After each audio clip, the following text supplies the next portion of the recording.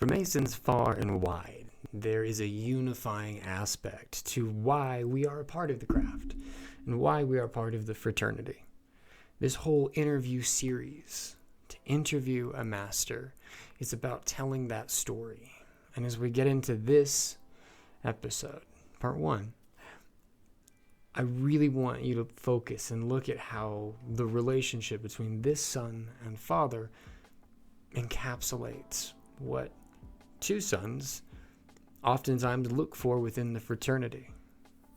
How unity, strength, and harmony are things that allow us to create a testament to being a good person, to making meaningful relationships, and to making the most of and with the time that we have while we have it.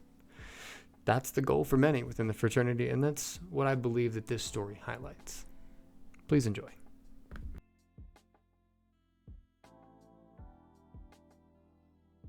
Good evening, good morrow, and good morning, everyone. My name is Mikhail Moonstrung, and we are blessed today to be in the Smoke Lounge in the Hippie Queen studios with not one, but two Master Masons of the fraternity. And these Master Masons are none like any other before. On our channel, these are the first time we've actually got, so I'm going to call our UK brothers, cross the pond as it is. They are diehard, true, and true. We have Martin and Peter. How do you say your last name? This is before I fuck it up. Sobye. Sobye, okay, well, easy Sobye. enough. Martin and Peter Sobye, thank you so much for joining me on the channel for this podcast. Welcome. Tell us a little bit about yourself. You can go first. Okay. Well, obviously, I'm Martin's dad.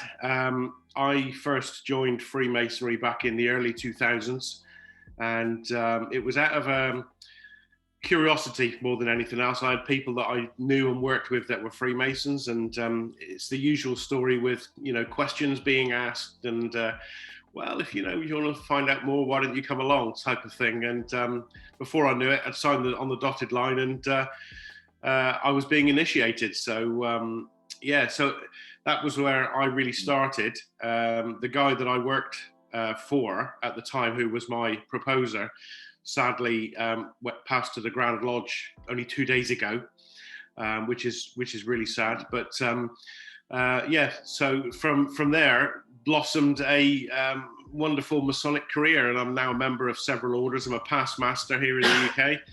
I initiated my boy into Lodge. I raised him. I went back into the chair for that one meeting to do his 3rd degree. And what an honor. In a couple of years' time, I'm going round again as we get recycled in the UK. So quite often you'll get past masters that go through the offices again. So I'm the senior deacon, and Martin's the junior deacon. So in a couple of years' time, I'll be installing him into the chair of King Solomon, which will be another fantastic event. So that's me in a nutshell, really. Yeah. That's incredible. That's incredible. Well, hell of a follow-up coming in, Marty boy. Right. So for me, obviously it started with my dad, me being a kid and watching my dad walk out of the house in a suit with a briefcase and not knowing what he's going to do or where he's going. And at the time, my dad being how Freemasons were back then and not giving me any sort of insight to what Freemasonry really was, other than he's a Freemason and he's got to go, and he'll be back later on. Fast forward a few years, I don't know if anybody's heard the story before. I posted it on my TikTok where we were sat at this very table. It was this very table. Basically, it started just a bit before that, where I had an old chap who used to come into my work every single week, and he'd always stand out to me because I always used to look at him and think, I bet when he was younger, I bet he was a really good-looking guy because he still looked after himself as best as he could. Anyways, I used to be the bakery manager of where I worked, and I sliced his bread and I gave it back to him. And as he leant in, I seen he had a little pin badge of the Freemasonry sign. And so I just said to him, are you a Freemason? And I'm going to do his voice. Yeah, you? And I was like, oh, no, I'm not, but my dad is. And he's like, why not, boy? Get in there as soon as possible. Get in there. And I was like, he's like, it would be the best thing you ever do. So I was like, all right, okay. I said, well, I'm going round to my dad's tonight. I'll have a chat with him. He's like, you make sure you do, boy. He's like, how old are you? I was like, oh, I'm 28. He's like, get in there now, 28, perfect age. So I came round to my parents' place that evening. We had tea round their house. Yeah. And so, finishing tea, and I just dropped the question, like, would you ever let me be a Freemason? And my dad, what? Shocked. Like, sorry? I was like, well, would you ever consider me to be a Freemason? He's like, back in 1 second. He ran up upstairs to go and get his briefcase, and he came back down, opened it up, started describing and showing me all the badges and everything in there, and it was incredible, like absolutely incredible. And that was it. I think it was a few days later, he had the forms in your hand for me to sign. And then it took about 9 months, and then I was initiated. And for me personally, it was the perfect time. I think if I'd gone in any earlier, I probably would have been a bit too immature and naive to it all. So 28 was a good age for me, definitely. That has a lot of significance to it. The fraternity has, as many authors, many writers within the craft have described, it has a remarkable effect over men and their passage into varying stages of life, from adolescence into manhood. And you talk about 28, that's a very pivotal time. You talk about chemically, physically, that's a huge thing. I mean, in that 9 months of waiting as an entered apprentice, having had this auspicious, the pressure would have killed me. I mean, like how was that? What was that 9 months like for you? To be honest, for me personally, it was actually quite a dark time. It's probably one of the hardest times of my life. Nothing to do with Freemasonry, but my life in general. I kind of broke down, mentally just broke down. And so when you see slogans around Freemasonry saying "from darkness into light" and all the rest of it, for me personally, that is so relevant, because it kind of just sucked me out of that dark place and kind of put me where I am today. Like, my mindset now is, I don't ever have that suffer with sort of bad, I used to call them bad heads, where I couldn't think of anything other than stuff that was going in my head. And and Freemasonry did that for me. It gave me a purpose. It gave me a purpose and a sense of belonging. I love that. So Peter, for you likewise too, what was that like for you? I mean, if in regards to having to inherently exist within the fraternity when it was still bound very much into the veil of secrecy that we're just now starting to kind of come out of, what was some of the motivations which called you to have that perspective, to keep quiet, keep hush, especially when it came to places with like your son or engagements in those avenues? It was just the done thing. There was no real motivation behind it, apart from the fact that was what you did as a Freemason. And as time has gone on, the organisation, certainly here in the UK, has become a lot more transparent. And whilst I was able to talk about it to a certain level, I won't use the word degree, to a certain level, I've been able to talk about it a lot more recently. I've never hidden the fact that I'm a Freemason, because, as you can see, I wear a necklace with the square and compasses on it. I've got a Masonic ring. Tattoo. I got Masonic tattoos.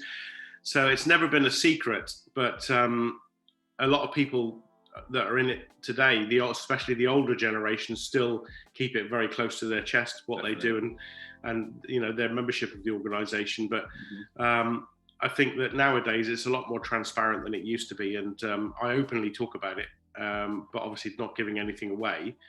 Right, of course. Well, I mean, it's interesting. That's Brother Marty has taken on a very interesting, I mean, millions of individuals now at this point see his content, his channel on an education against some of the misinformation and kind of the repopularization of some of the fraternity and the craft. In your time within the fraternity, how have you seen it change, and how do you expect it to change over the next, let's say, 5 or 10 years? That's a good question. I would like to see a lot more people like Martin debunking these theories about Freemasonry. I don't think unfortunately, the way that the population has moved on is that Freemasonry has become not the fashionable thing to be in. Which obviously has an effect on the age of the membership, and the membership in the UK is, quite old. I mean, the average age of members in our lodge is probably 50 plus. Okay. Martin's one of the younger members. So I would like to see a lot of the theories, incorrect theories around Freemasonry debunked, so that we get more members that are younger, and it becomes, a hip thing to do, because once they join, they'll realize that there is nothing to worry about. It is very much a way of life. You consider Freemasonry in pretty much everything you do, and all right, boy. Sorry. And I would like to see that the membership, the average age of the membership comes down, and we get a lot of joiners from Martin's age group. That's what I would like to see in the future. What do you feel like is and Brother Marty, especially you being in catering in the UK, especially, you're one of the younger brothers. You're going to be more attracted to similar parties within the lodge. What do you feel like would be one of the not necessarily big changes, but what is something that do you think would help to maybe increase attraction, but to find some of those more appeasing aspects to beat the conspiracies and get the younger generation back into the lodge, back interested into the fraternity? So doing exactly what I'm trying to do now, so I use TikTok as a platform because a lot of younger people use it. So people aren't necessarily going to go read the paper, or necessarily dive into, say, for instance, YouTube and read the correct stuff about Freemasonry. YouTube's a bad place for reading stuff up on it. So for me, it is literally, I'm trying to spread awareness in this country. Like, I probably get one question a day about how do I join? And it's just trying to help those people and guide those people, because if it wasn't for my dad, I wouldn't know how to join. He sorted all that for me. These people look like they're interested and they're curious, but they wouldn't know how to take it any further. So, I try and give that guidance of United Grand Lodge of England's website, right into their local lodge. I've got somebody who's a great guy on TikTok, who's an aspiring Freemason. He's just wrote out a lovely letter, sealed it and posted it, personally posted it to his lodge. I think that's phenomenal. Just taking that step, and hopefully he's another young guy in this country that, so that's going to capture his own audience, and hopefully that can get a ball going. And it'd be good. It will happen. It will hopefully eventually happen, but it's just getting there. Well, I definitely know. I mean, with it being an age-old fraternity, change is not, I'm not going to say that we're slow to change, but we are resistant to change, which does not add to the strength and harmony of our institution. So when it comes to the disharmony, which is represented in the internet and some of the crazy areas of rapid information, and talk about YouTube, it's not necessarily the best place to be for conspiracies or finding accurate information. Now, when we talk about individually, the father-son journey and the powerful experiences that you have within the craft, I presume being raised and becoming a Mason are powerful ones within those sacred walls. What are some of the most powerful experiences you have had now that once you were made a Mason? Do you want to go first? Well, that's a difficult one because there's so many. It's a privilege to wear the badge. How do I answer this? Being installed into the chair of King Solomon for me was quite a time. Unfortunately, Martin wasn't a Mason at the time, so he wasn't there to witness it. But that was quite awe-inspiring for me to be master of the lodge. It was something that I'd worked up to. My wife Angie was involved as well, because over here in the UK you get quite a few dignitaries from the province, and if you're very lucky, from Grand Lodge, come to visit when you're installed, and the ladies put on tea and things, and for her to be involved in that way within Freemasonry is absolutely fantastic.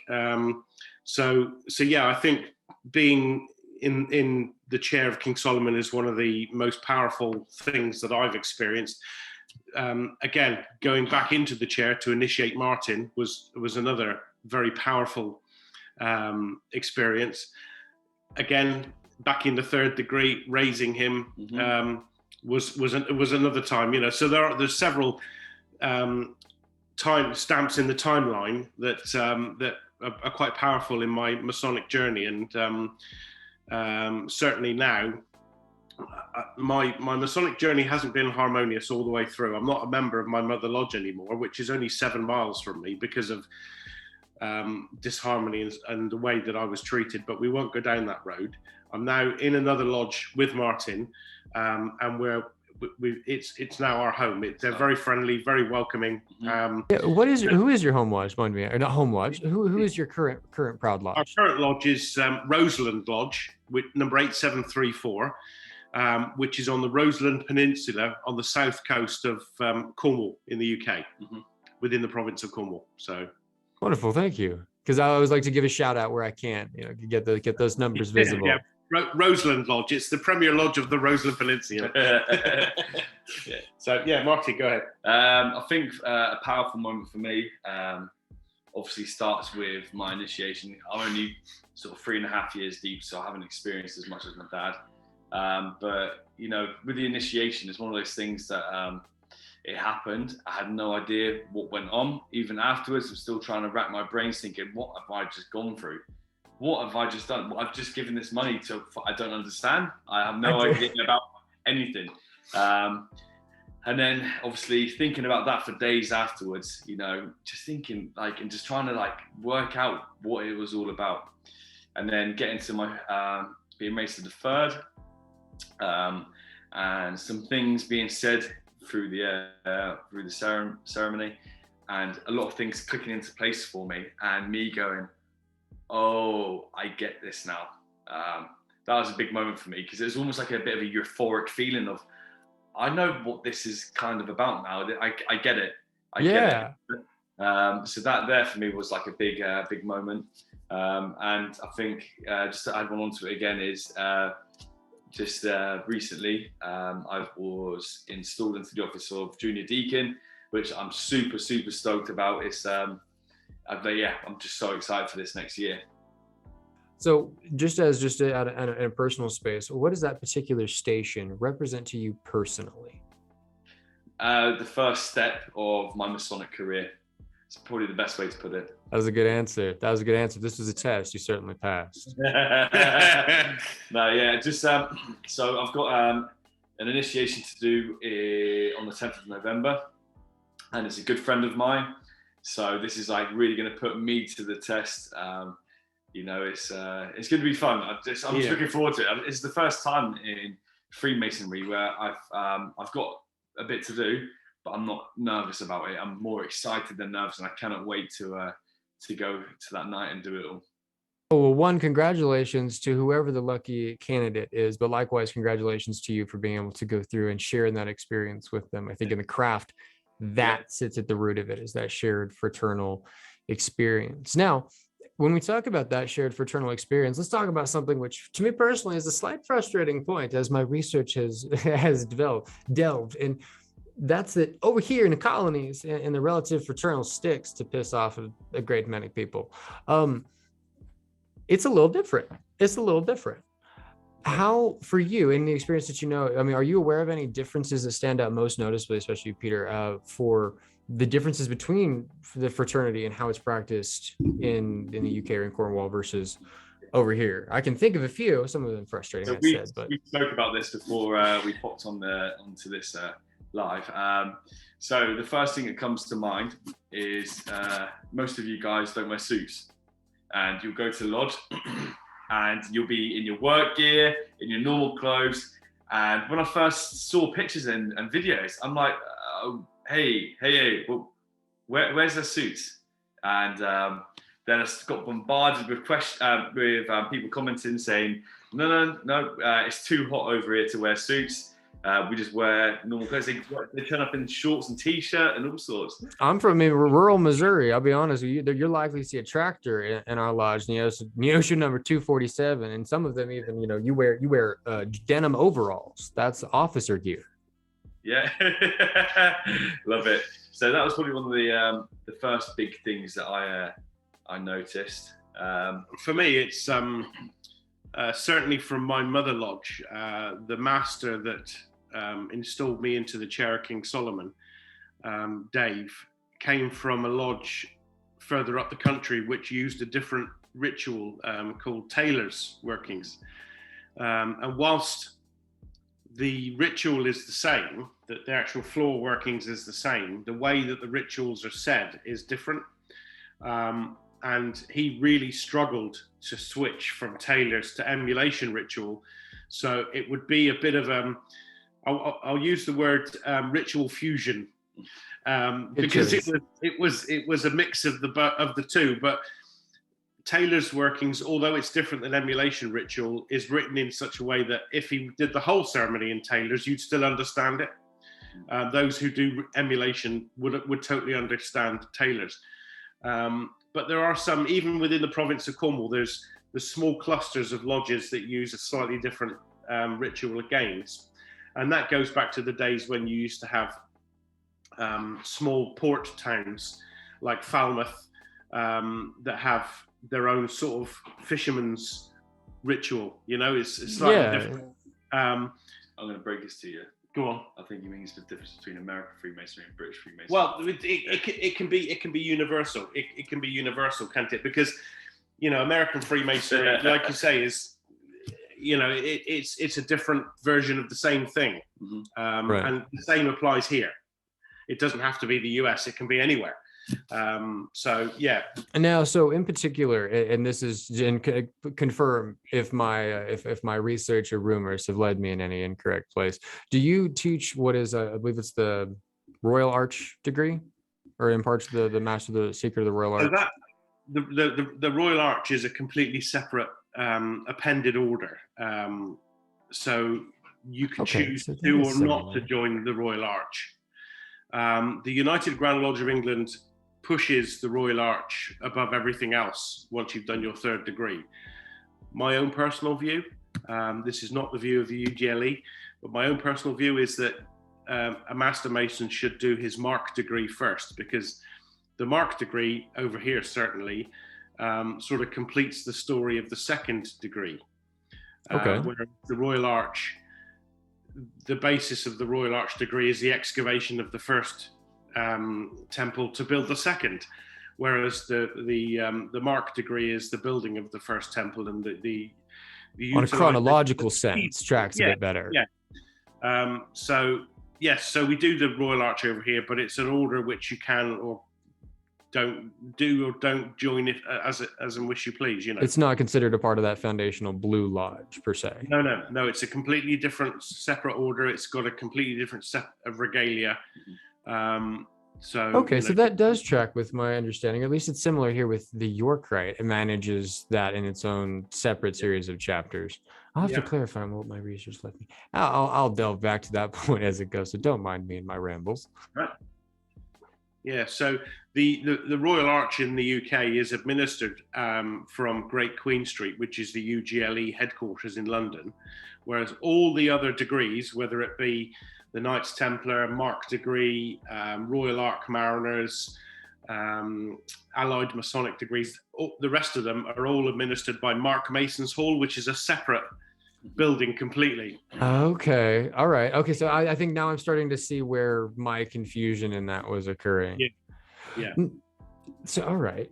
Now, yeah, I'll be honest, when it comes to, especially Brother Marty's point in regards to the dress, all experience that I ever had with the fraternity before I started was in YouTube videos and in things that I found about it. And they're all very focused on like UGLE and be honest, over where y'all dress up nice, where there's a lot more, I'm gonna say, personal prestige and reverence for the lodge and entering into that place as a separate, dwelling than the everyday. So coming, I was very confused when I stepped through my rural space, and I was like, well, this doesn't look like, where's my gloves? Because there's not, as my apron, and 9 times out of 10, that thing is it's a share. There's a box. You'll go into lodge and they'll pull out a box, and that box has like 50 aprons in it, and they're just random blank white aprons. They're not nothing special to them. They look more like bibs on a certain degree that anybody could wear, anybody can space, versus the personal prestige of your own, which you care, like it's your armor, so to speak. It's your badge, your specific badge of office.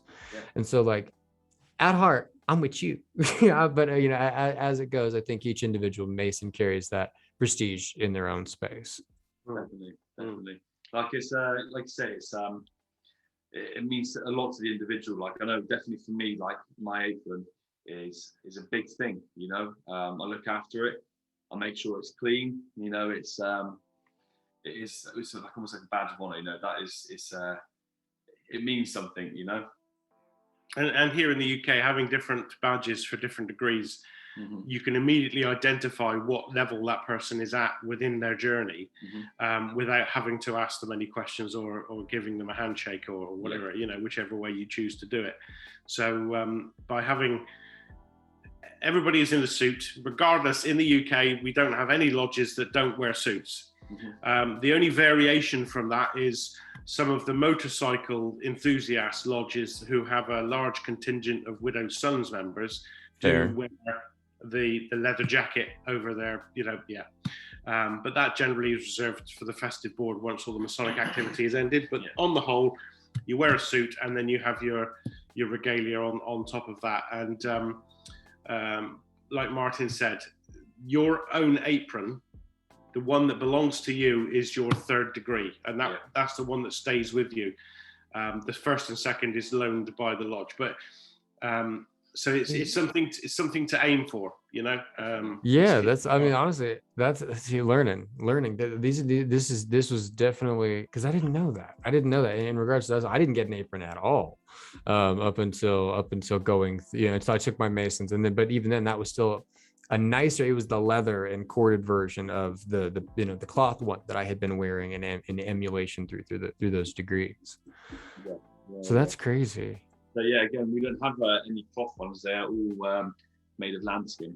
Which, I mean, that's what I'm just saying. Like, I'm certain. And I mean, again, to piss off as many people as I can.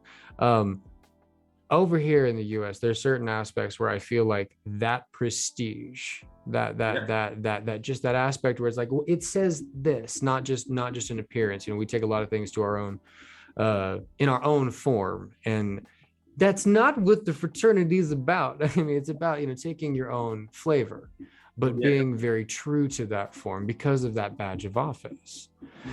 Now, when we get into some of the crazier aspects, not just in difference and variations, do you guys have many clandestine lodges or different genuine Masonic influences over there? Zero. So you have, you only have lodges recognized by the UGLE. There will be other fraternities that don't have similarities to Freemasonry, but they're their own separate thing. Other than that, there's nothing trying to be like Freemasonry. Actually, I'll correct you. Why? What's that?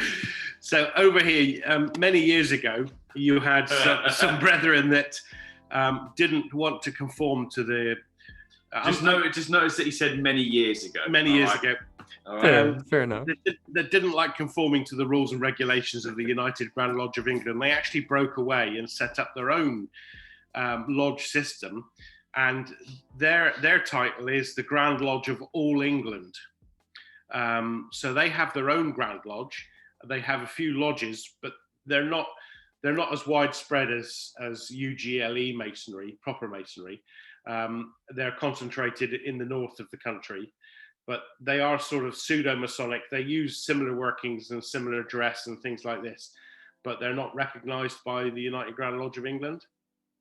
So there is an organization which would claim to be Freemasonry, but isn't regular Freemasonry, if you understand what I mean. Well, well, I mean, hey, honestly, I think because that's one of those things where it's like, I had no idea the massive influence that the fraternity has had on those kinds of groups, especially here over in the U.S. There's so many groups that have deep-rooted, you know, aspects in our history that, you know, that are Masonic spin-offs, where people are like, yeah, no, I don't like that.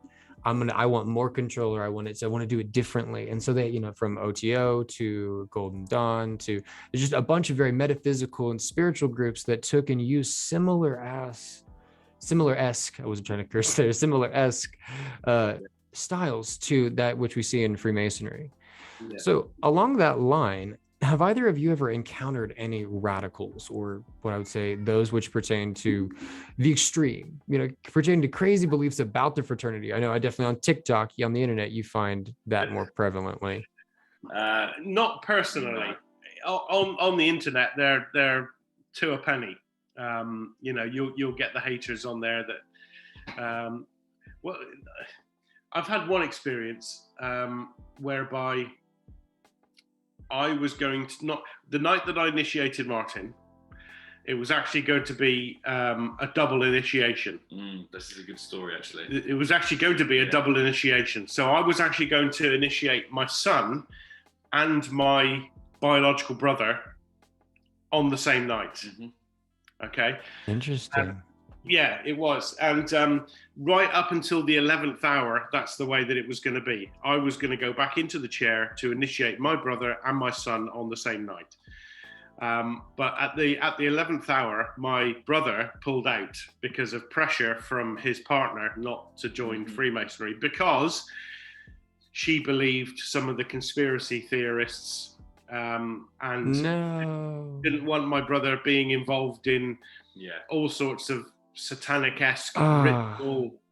And she was adamant. She was adamant. There was no give.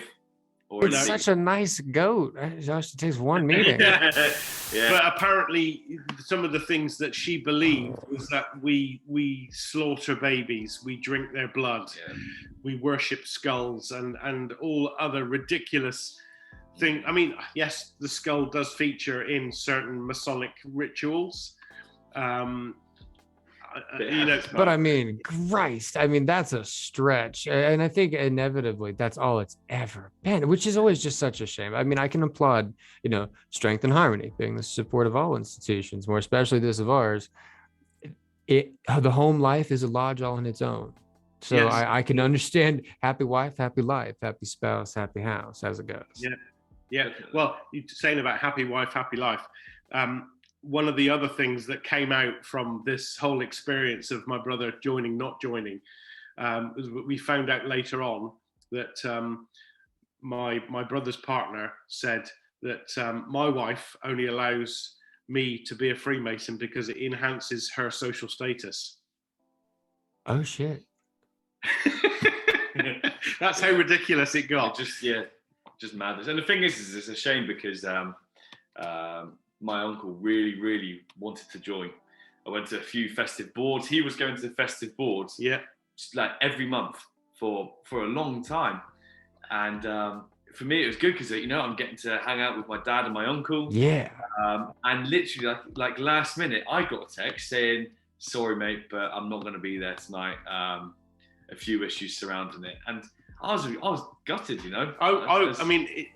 It didn't detract from the night being special because I initiated my son, and there's nothing better than that in Freemasonry, having your son come into the fraternity. But I was driving to the last rehearsal before the meeting, and I got a phone call from my mum, and she told me because my brother just couldn't bring it himself to tell me himself, which is a shame. But it is what it is. We've moved past it now. But in answer to your question about have we encountered any extremists, that's probably the one that comes to the forefront of my mind. I dare say that, Cap, that answers it well. God, that's... Well, honestly, I wish him the best. And, the fraternity I know and its influences and its light will always be there for him in some form and fashion now with both nephew and brother there. So congratulations to you for being as patient and calm through that, as at least you appear to be now. I think I'd be a touch emotional for certain. Yeah, I was upset. It's fair to say I was upset because I was looking forward to it, and that's probably quite a selfish thing because we're talking about my emotions going through that process. I was upset for my brother because I know how much he wanted to do it. And I actually said to him afterwards that I would be happy to propose him for membership again in the future, but only if he's not with the same partner. Because we would have the same issues. There was an issue on TikTok. It's something very much the same effect. Somebody chimed in on something. They're like, I won't let my husband do this because blank. And it's like, well, one, that's first and foremost. If it causes disruption at home, we won't go any further with it. 100%. Exactly. Yeah, definitely. So, and it just wasn't worth the hassle for him to go down that road and, like you say, family first, home life first.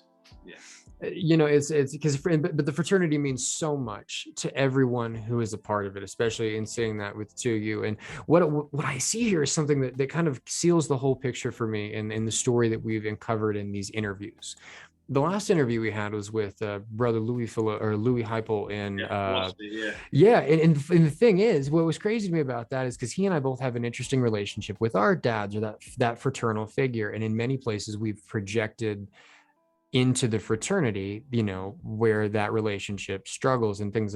So when I look at you two, I am restored, renewed, and I'm filled with this really vested hope, because young men throughout the world can get pulled into all kinds of avenues. They can go down all different kinds of roads. But to have that positive paternal influence, that fraternal influence, it does so much. And when I look at Brother Marty and how inspired he is to get out and to put himself out and to teach and to educate, and then likewise, I mean, you know, Peter, that's because of you. That emanates from the example that you set forth for him, and so that's a testament to the fraternity. And so I'm honored that you guys took the time. It's only down to me in part. It's the organization and Freemasonry in general that has inspired him that way. I was just the conduit to get him into Freemasonry. But saying that, I think you'll agree, this has brought us a lot closer. Oh yeah.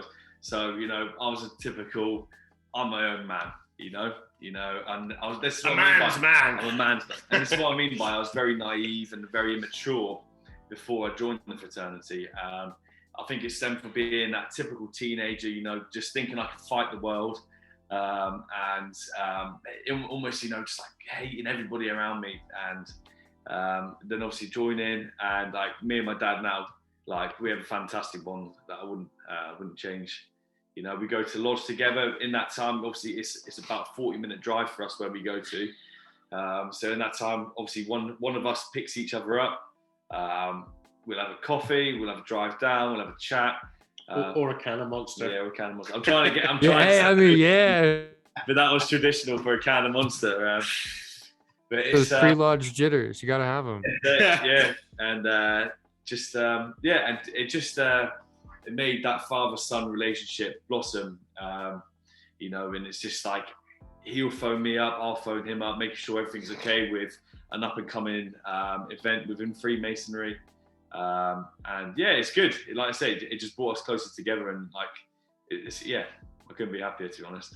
Well, honestly, that to me is a powerful point that I want to share, and I want to highlight to anybody who's watching, and you know, from now to the end of the future, you know, that's the space, powerful relationships, and the power that they have to affect us, to motivate us, and empower us to make change in all aspects, big and little. Brethren, is there anything you would like to leave any future or curious candidates with, if they're watching this and they might want to become a brother of the craft? What would you say to them? Don't research it, because there's so much misinformation out there that you will not know what is the truth or what is false. It's fair to say that the secrets that we hold close to our heart is available on the internet, but it is mixed up with a lot of non-truths and a lot of rubbish information. You know, until you join, you cannot pick the wheat from the chaff. You don't know what is good, what is bad information. Yeah. So like Martin said, don't research the secrets, don't research the handshakes, don't research the rituals, because you don't know if what you're reading is true or not. Yeah. And when you join, you might be disappointed if it's not what you thought it was. Yeah. But you'll probably more than likely be surprised. Definitely. Absolutely. Enjoying the whole start to finish. So from like I said with my friend Danny, he's wrote the letter. Enjoy that moment. You know, that's a moment before you've even joined the fraternity that will be memorable. You know, the interviews beforehand. Enjoy it. You know, go to a festive board. If you're planning to join a lodge, go to a festive board and meet the brethren before you obviously join. Make yourself feel a bit more comfortable. It definitely helped me. This is where it differs, because when I joined back in the early 2000s, that wasn't the done thing. I didn't go to any festive boards. I literally, I applied to join, and the next thing I know, I've got a letter saying you need to be at the Masonic Hall on this night, on this time for your initiation. I didn't know anybody. And when a certain point in the ritual comes about and you get to have a look around, it's like, I know you, I know you, I know you. So, yeah, exactly. So it was a bit of a different experience for me than it was for Martin, because Martin had been along to the festive boards and got to know people, and people had got to know him prior to him being initiated. So this is a little more like walking through the room into superhero, like, oh shit, this is the council of like wonder people. What's up?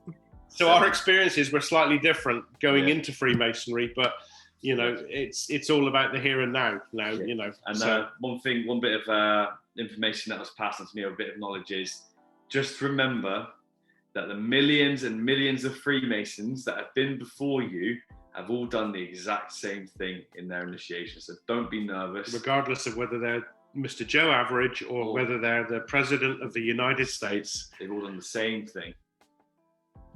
Brethren, well said, and a wonderful takeoff. Thank you so much for your time this evening. I know we're kind of cutting it close on the time.